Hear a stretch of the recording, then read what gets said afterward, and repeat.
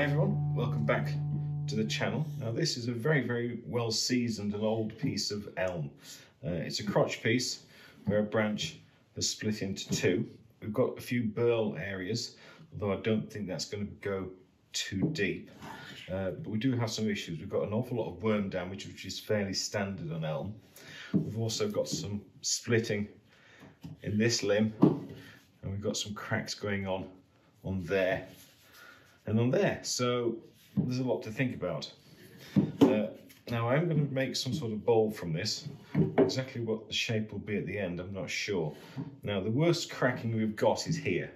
This really is quite bad. So I think initially I'm going to take it over to the bandsaw, just cut off this area here, and then we can get turning.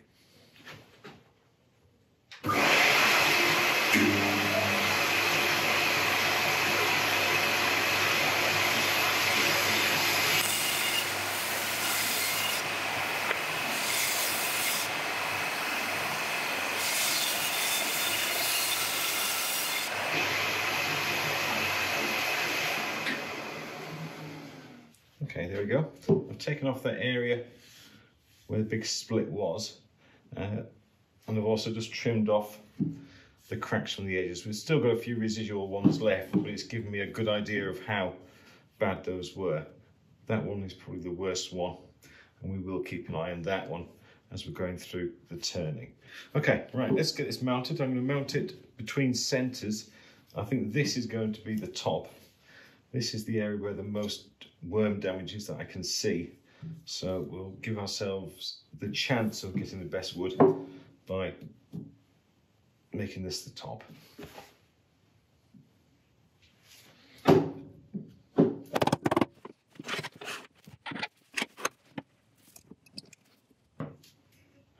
Okay, I've just done a quick test. We can get this up to about 560 RPM, nice and safely. Everything's locked off. I'm going to be turning using a face shield and a mask. So I'll go and sharpen up and we'll get started.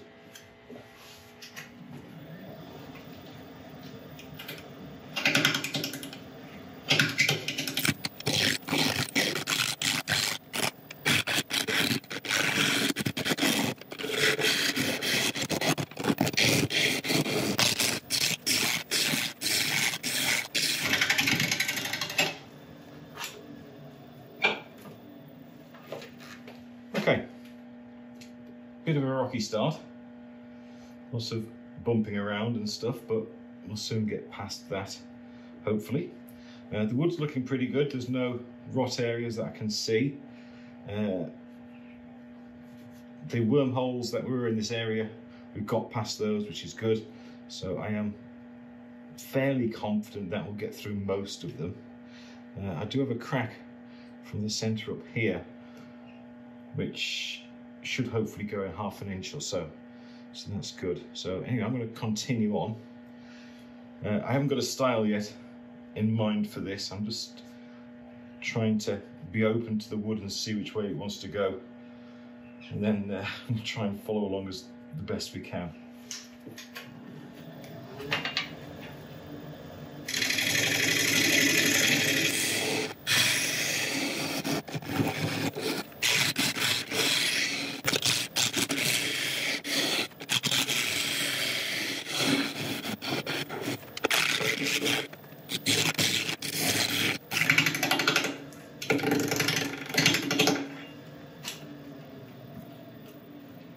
Okay, I've just started to lift the wing areas, just so I can get an idea of what kind of shape will fit it within this.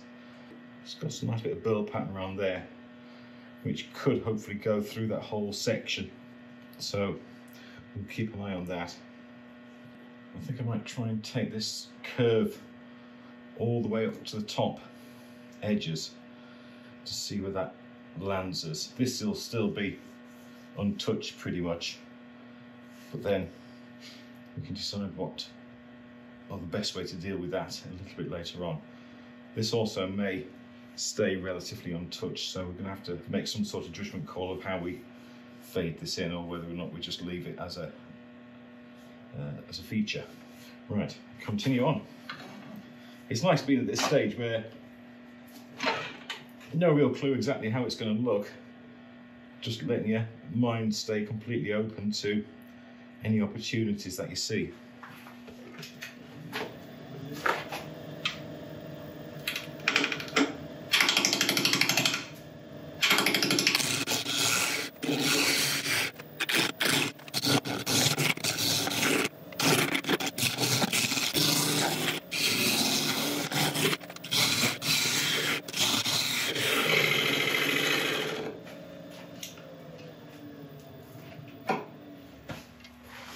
Okay, it's going good. That one's not quite to the top yet, that one's all the way round. And that one's still barely touched, so we'll keep on going. If you've ever turned elm before, you will certainly know that it really is a very, very hard wood. So with that in mind, I'm going to go and sharpen up again, and then we'll continue.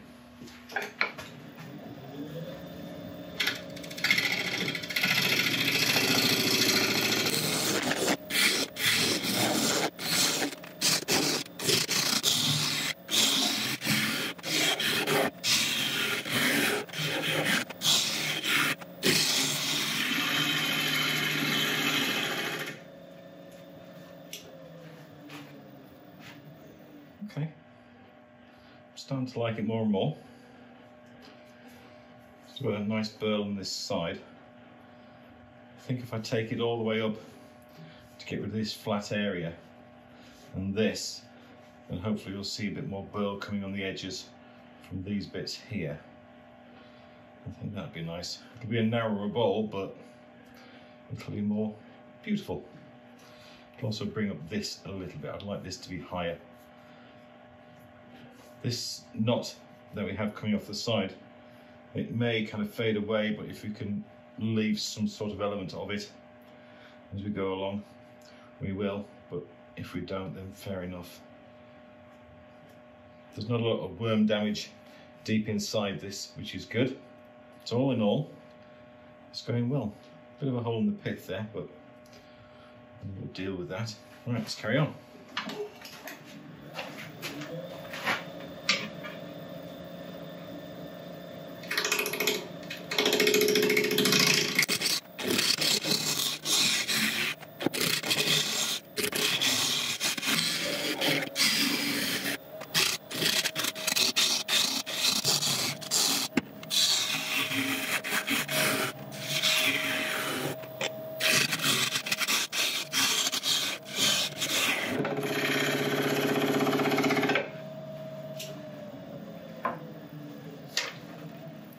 Let's see how we're getting on. Right, that's nicely up to the top, that's up to the top, and the side one's up to the top. We've got them all. This is still getting a little bit higher, which is nice.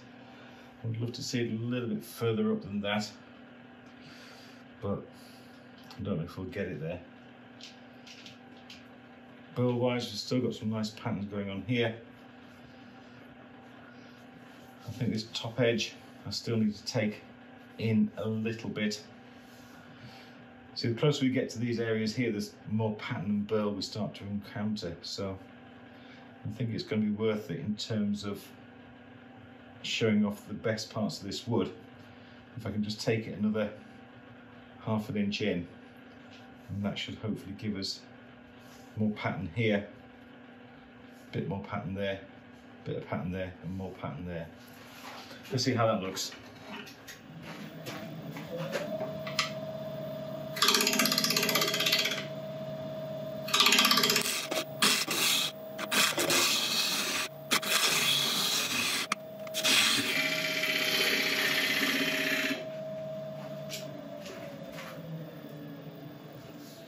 Okay, excellent. More patterns appearing there. More's coming down here. That's as it was. So yeah, I think that worked. What I'm going to do now, I'm pretty much happy with that top area. So let's create a tenon and a foot for this little guy, and we can start sanding.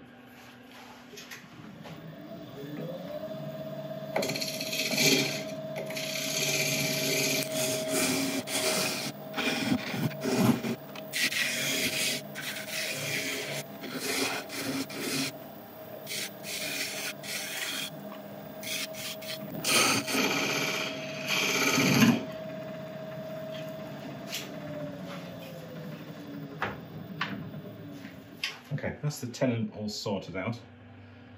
So we can start sanding. I'll let you watch a bit of it, and I shall bring you back when we're all done.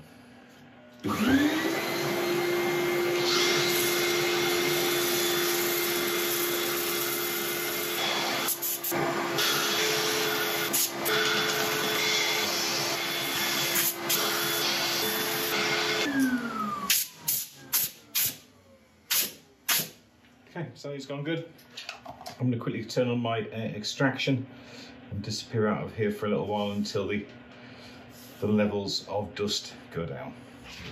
Okay, all the dust has settled. I opened up the garage doors and created a draft through, which really helped bring down the particle level pretty quickly.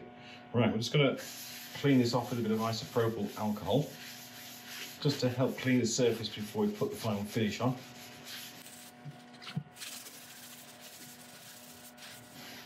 Really some stunning grain in this. I think there's a bark inclusion there, but I could have done with digging it out, but I don't mind it.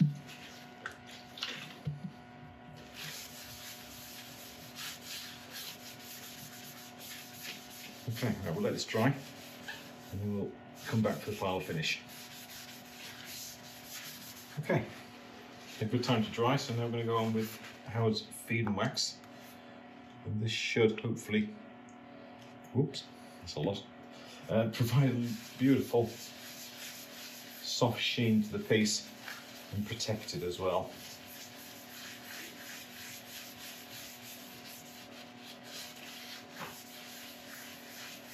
And when I apply this, we are going to leave it and let it to sit for 20 minutes before we come back and buff it up. But I will bring you back after that when we've got this piece turned round.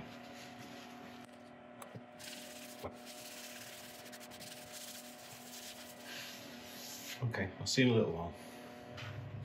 Okay, we've turned around. We need to reduce the height differential on this as much as we can before I take the tailstock away. So I'm going to attack it with the bull gouge and probably a carbide as well, so I can go straight down to get everything as level as possible, and then we'll take the tailstock away. I may use a Forstner a bit later on to take it a bit further down to clear out some of the wood, but we'll see how it goes.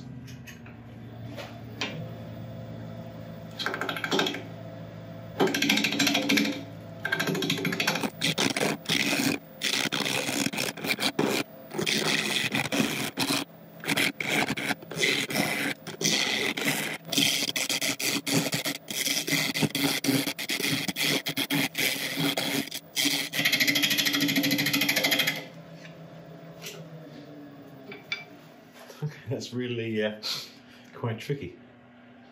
As you can see, we're not making much of an impact, but we're getting a lot of grief from it as well. I'm going to do a little bit more with a bowl gouge if I can get it in there, and then I think I'm going to take this away and put in a Forstner bit.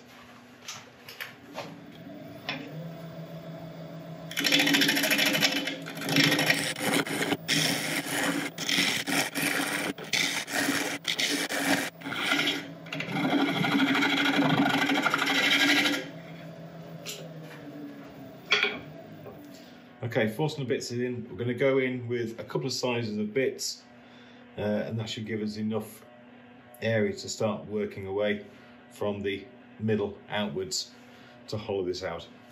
Going the other direction, I think, on this piece is going to be a little problematic.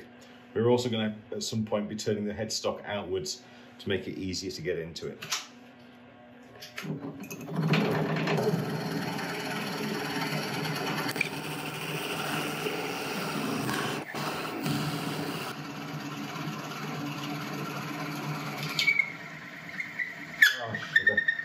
I just heard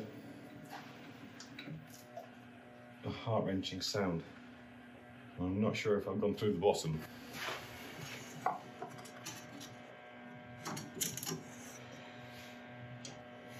Oh dear. I have drilled through the bottom. Well, close to it. Which means I think we're in big trouble. Okay, let's take this off, see if we can see anything from the other side.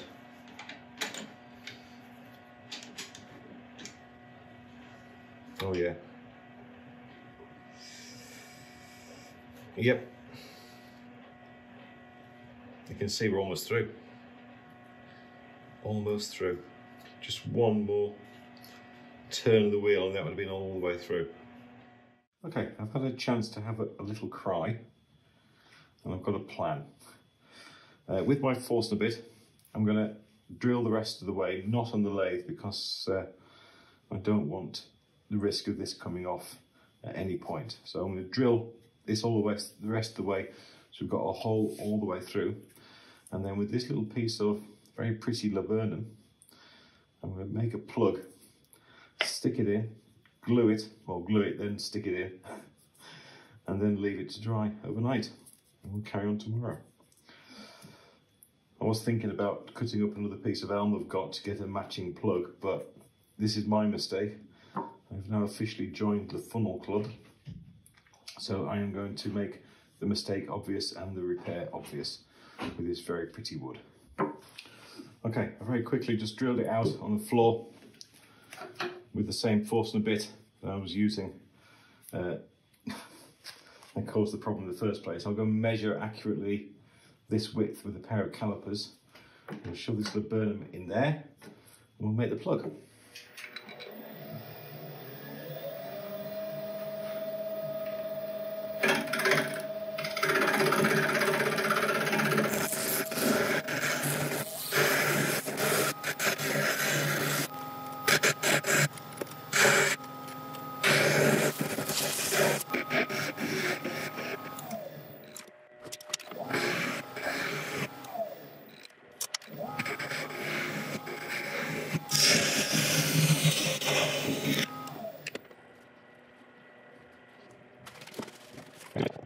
It has to be a tight fit,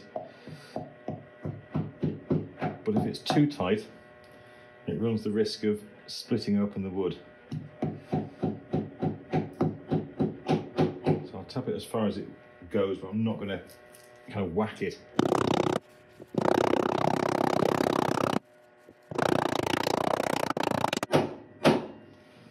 Right, excellent. Right, we shall leave this a good few hours to set up and then we'll continue. There we go. Right, see you soon. Okay, the plug has had a chance to dry and we're going to drill out the top part of the plug with the Forstner bit again. Now, I did do some video editing this morning and I've figured out what's gone wrong. The mark I put on top of the Forstner bit to give me a gauge where to go into, it had twisted and I was going off one of the other gauges that I'd drawn on it for a previous piece. So that was my own daft fault. I will learn my lesson, and every time I go to use this again I will eradicate all the old marks and start afresh each time. So I'll just go in an inch, then widen it out, and then we can get to hollowing.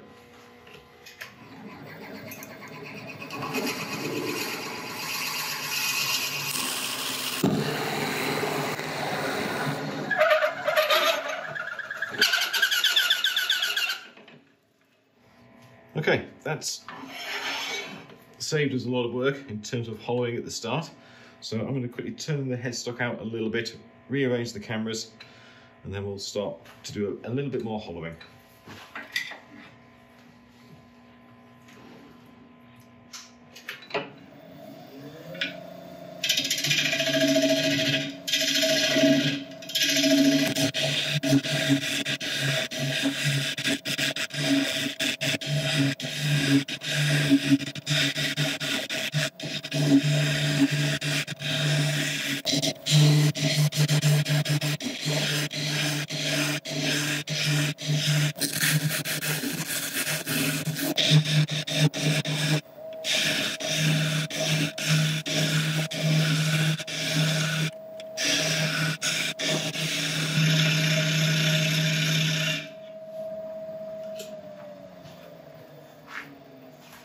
Okay, it's going well. I'm just taking it nice and slow and steady.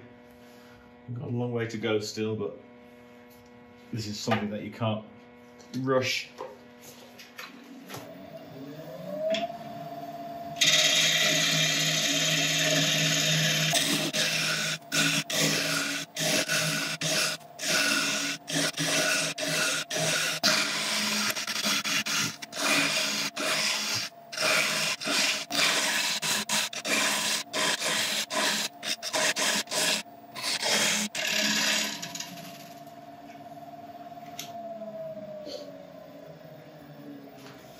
Okay, hollowing's going very, very well. We've got a bit of a snag around this side. That's all leading to that bark inclusion we mentioned. That was on the outside, so we have to be careful with that. Just this final corner to do. I'm going to do in conjunction with my ball gouge and a scraper, I think. But this has gone better than I expected.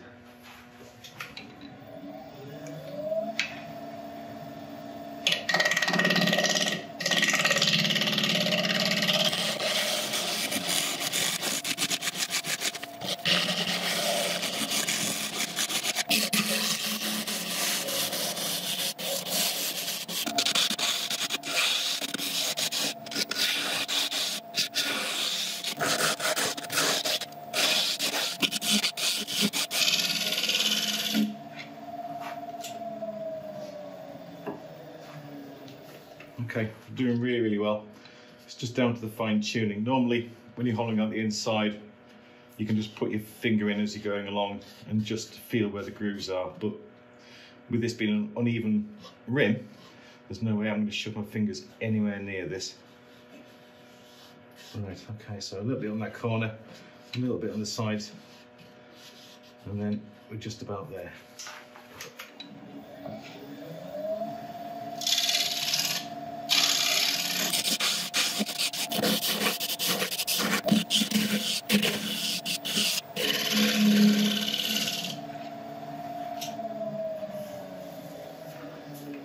Right, I think with all the best intentions, that is definitely the best I can get in there. Right, I'm going to set up for sanding. I'll let you watch a bit of it, and I shall bring you back when we're all done.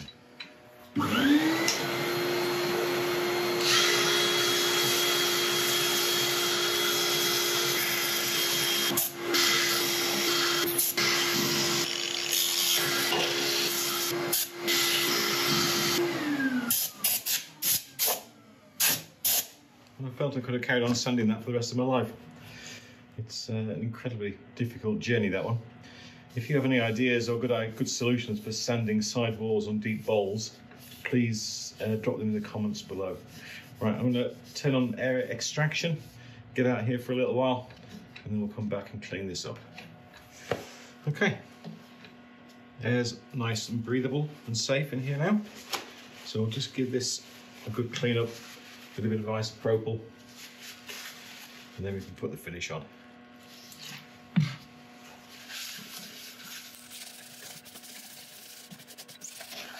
So much character in this wood. It really is beautiful.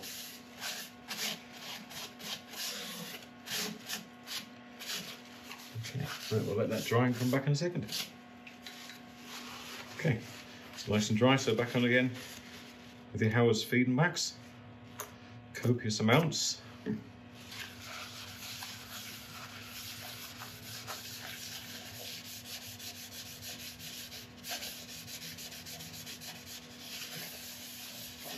I think I'm going to put 2 coats of this on because this wood is a little dry in places, so I want it as protected as possible, so hopefully it will last a very long time as evidence of my mistake.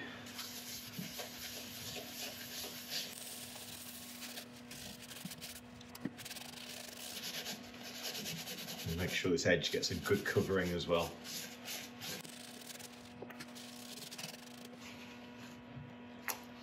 Still got a little bit of moss there. I'll just dab that. Be nice to keep it.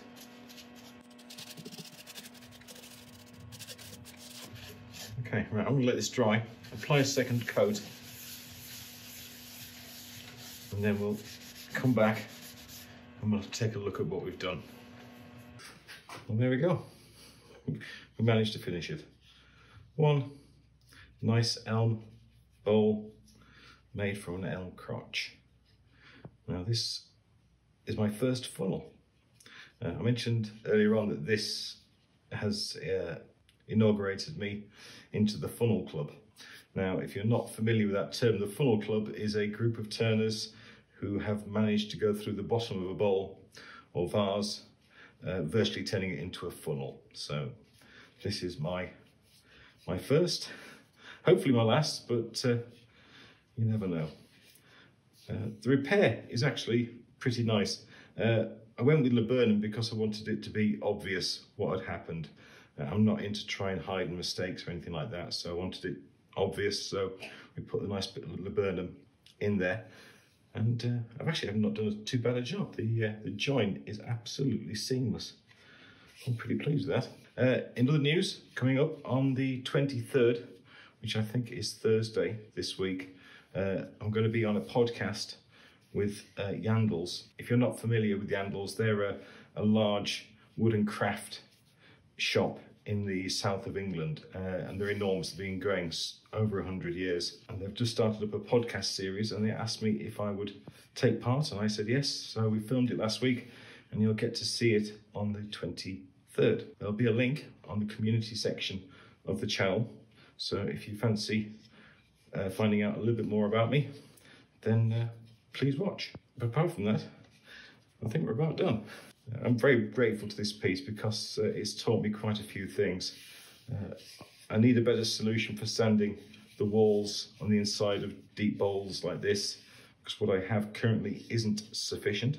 And also I need to pay better attention to my measurements when I'm hollowing things out. But apart from that, I hope you've enjoyed it. If you have, I would love a like and subscribe and all the usual things. And if you could share it as well, then I would really much appreciate it. Also, don't forget, if you do leave a comment, then you are going to be entered into the giveaway the next time we do one. Do not worry, this won't be given away. This will do something an awful lot nicer than this. Well, thank you very much indeed for watching. I'll see you next time. Thank you.